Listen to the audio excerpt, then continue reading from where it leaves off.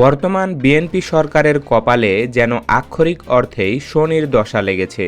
গদিতে বসার পর থেকে এই সরকার কেবল একের পর এক দুঃসংবাদ, জাতীয় বিপর্যয় আর কূটনৈতিক ব্যর্থতার মরণ ফাঁদে আটকে পড়েছে। একদিকে ইরান ইসরায়েলের যুদ্ধের আঁচ লেগে দেশের তেলের হাহাকার, ভয়াবহ বিদ্যুৎ সংকট, অন্যদিকে ডলারের অভাবে শ্বাসরুদ্ধকর অর্থনীতি। এই চতুর্মুখী সংকট থেকে বাঁচার জন্য সরকার যখনই কোনো পদক্ষেপ নিচ্ছে তখনই খাচ্ছে মারাত্মক হোঁচট। গতকালই দেশের অর্থনীতির কফিনে শেষ পেরেকটি ঠুকে দিয়েছে আন্তর্জাতিক মুদ্রা তহবিল বা IMF। ৩৫,০০০ কোটি টাকার ঋণের আশা ধূলিসাৎ হয়ে যাওয়ার কয়েক ঘণ্টার মাথায় ১৮ এপ্রিল সকালে এলো আরও এক ভয়াবহ ভূ রাজনৈতিক দুঃসংবাদ। ইরানের হরমুজ প্রণালীতে সরাসরি আটকে দেওয়া হয়েছে বাংলাদেশ শিপিং কর্পোরেশনের সারবাহী বিশাল জাহাজ বাংলার জয়যাত্রা। সরকার এখন এমন এক অতল গভীরে নিমজ্জিত যার কোনো কুলকিনারা কারো কাছে জানা নেই। কেন IMF মুখ ফিরিয়ে নিল? কেন ইরান বাংলাদেশের জাহাজকে নিশানা বানালো? আজকের এই বিশেষ প্রতিবেদনে আমরা টাইমলাইন ধরে পুরো ঘটনাটি ডিসকাশন করব।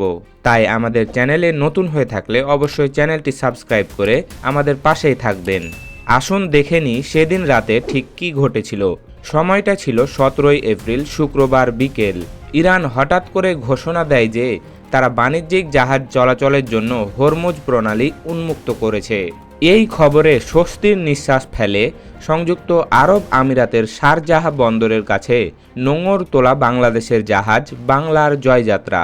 রাত ৯টার দিকে তারা ফুজাইরার উদ্দেশ্যে রওনা দেয়, কিন্তু এই যাত্রা স্থায়ী ছিল মাত্র কয়েক ঘণ্টা।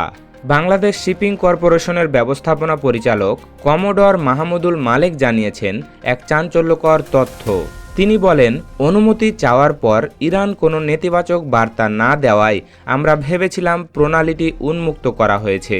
জয়যাত্রার সাথে আরও ৪০টি বাণিজ্যিক জাহাজ এগোতে থাকে। রাত 11:50 জাহাজটি যখন হরমুজ প্রণালীতে প্রবেশ করে তখন সব ঠিকঠাকই ছিল। কথা ছিল ভোর ৩টার মধ্যে তারা ওমান সাগরে প্রবেশ করবে, কিন্তু রাত 12টা বাজার সাথে সাথেই শুরু হয় চরম নাটকীয়তা।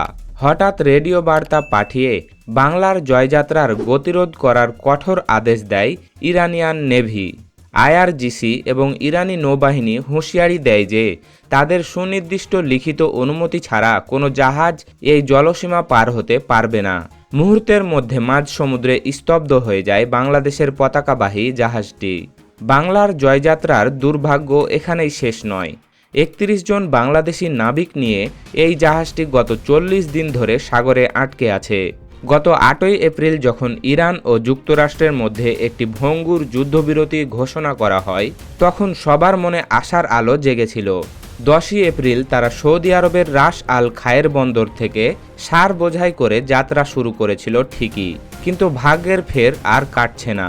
পরিস্থিতির শিকার হয়ে একবার শারজাহ বন্দরে ফিরে গেলেও 17 এপ্রিলের এই সর্বশেষ ঘটনায় নাবিকদের সেই অপেক্ষা এখন চরম আতঙ্কের রূপ নিয়েছে। মধ্যপ্রাচ্যের নীল জলে আজ কেবল একটি জাহাজ নয়, আটকে আছে 31টি প্রাণ আর বাংলাদেশের কৃষি খাতের ভবিষ্যৎ। এখন প্রশ্ন হলো, কেন বারবার বাংলাদেশকে টার্গেট করা হচ্ছে? কেন কয়েকদিন আগেও ইরানের আনুকূল্য পাওয়া বাংলাদেশ এখন ইরানের শত্রুতে পরিণত হলো? আন্তর্জাতিক সম্পর্ক বিশ্লেষকরা এর পেছনে বর্তমান বিএনপি সরকারের একচোখা এবং ব্যর্থ পররাষ্ট্রনীতিকে দায়ী করছেন। সরকার ভেবেছিল অতিরিক্ত মাত্রায় আমেরিকা নির্ভর কূটনীতি আর ভারতকে তোষণ করলে ক্ষমতা চিরস্থায়ী হবে।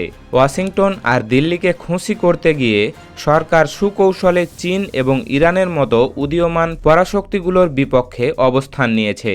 মধ্যপ্রাচ্যের এই চরম উত্তেজনার সময়ে আমেরিকা ও ইসরায়েলের মন জয় করতে গিয়ে বাংলাদেশ এখন কিছু কূটনৈতিক ভুল করেছে যা ইরানকে ক্ষুব্ধ করেছে।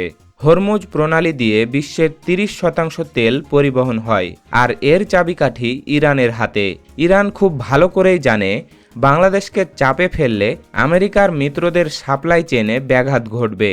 জাহাজ আটকে দেওয়াটা কোনো বিচ্ছিন্ন ঘটনা নয়, বরং এটি সরকারের নতজানু মার্কিন নীতির প্রতি ইরানের একটি সরাসরি কূটনৈতিক চপেটাঘাত।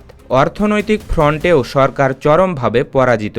বিএনপি সরকার ভেবেছিল পশ্চিমাদের খুশি করলেই আইএমএফ ডলারের বস্তা নিয়ে হাজির হবে, কিন্তু আইএমএফ সরাসরি জানিয়ে দিয়েছে ব্যাংক লুটেরাদের পুনর্বাসন বন্ধ না করলে এবং কাঠামোগত সংস্কার না করলে তারা ঋণ দেবে না। বিশেষ করে এস আলমের মতো রাঘব বোয়ালদের প্রতি সরকারের নমনীয়তা আইএমএফের কাছে বাংলাদেশের বিশ্বাসযোগ্যতা ধূলিসাৎ করে দিয়েছে। অন্যদিকে চীনকে এড়িয়ে চলার কারণে বাংলাদেশ এখন বেইজিংয়ের কাছ থেকেও কোনো জরুরি আর্থিক সহায়তা পাচ্ছে না। একুল ওকুল দুকুল হারিয়ে সরকার এখন মাঝ দরিয়ায় হাবুডুবু খাচ্ছে। দেশের ডলার রিজার্ভ এখন যে অবস্থায়, তাতে আইএমএফের এই ৩৫,০০০ কোটি টাকা না পাওয়া মানে হলো অর্থনীতির কফিনে শেষ পেরেকটি গেঁথে যাওয়া। এই দুই দুঃসংবাদ আইএমএফের ঋণ আটকে যাওয়া এবং সারের জাহাজ হরমুজে আটকে থাকা বাংলাদেশের মানুষের জন্য ঠিক কতটা ভয়ঙ্কর তা হয়তো সাধারণ মানুষ এখনও পুরোপুরি আঁচ করতে পারছে না। বাংলাদেশের জয়যাত্রা জাহাজে রয়েছে দেশের কৃষি খাতের জন্য অত্যন্ত গুরুত্বপূর্ণ বিপুল পরিমাণ সার। সামনেই দেশে আউশ ও আমন মৌসুমের চাষাবাদ শুরু হবে। ঠিক এই মুহূর্তে যদি বিদেশ থেকে সার আসা বন্ধ হয়ে যায় বা বিলম্বিত হয়, তবে কৃষি উৎপাদন মুখ থুবড়ে পড়বে। কৃষকরা সারের অভাবে মাঠে নামতে পারবে না, যার সরাসরি প্রভাব পড়বে নিত্যপণ্যের দামের ওপর। চাল ডালের দাম আকাশ ছোঁয়া হবে এবং কয়েক মাসের মধ্যেই দেশে চরম খাদ্য মূল্যস্ফীতি দেখা দেবে। একদিকে তেলের অভাবে পরিবহন অচল, অন্যদিকে সারের অভাবে কৃষি অচল। পুরো দেশ এখন মহাদুর্ভিক্ষের দিকে এগিয়ে যাচ্ছে। দেশের একমাত্র তেল শোধনাগার ইস্টার্ন রিফাইনারি ইতিমধ্যেই তেলের অভাবে লাইফ সাপোর্টে চলে গেছে। আইএমএফের টাকা না পাওয়ায় বিদেশ থেকে তেল ও গ্যাস কেনার জন্য সরকারের কাছে পর্যাপ্ত ডলার নেই। যদি সার এবং তেল দুটি হরমুজ প্রণালীতে আটকে থাকে, তবে আগামী 1 মাসের মধ্যে দেশের পরিবহন ব্যবস্থা, বিদ্যুৎ খাত এবং কৃষি খাত একযোগে মুখ থুবড়ে পড়বে। একই সাথে ডলারের অভাবে এলসি খোলা বন্ধ হয়ে যাওয়ায় বাজারে আমদানিকৃত পণ্যের চরম সংকট তৈরি হবে। দেশের সরকার যখন জনগণের ম্যান্ডেট বা সুশাসনের বদলে বিদেশি প্রভুদের ওপর অতিরিক্ত নির্ভর করে, তখন সেই দেশের পরিণতি ঠিক এমনই হয়। বর্তমান বিএনপি সরকার একদিকে লুটেরাদের পুনর্বাসন করে আইএমএফের বিশ্বাসযোগ্যতা হারিয়েছে, অন্যদিকে আমেরিকাকে খুশি করতে গিয়ে ইরানের মতো আঞ্চলিক পরাশক্তির রোষানলে পড়েছে।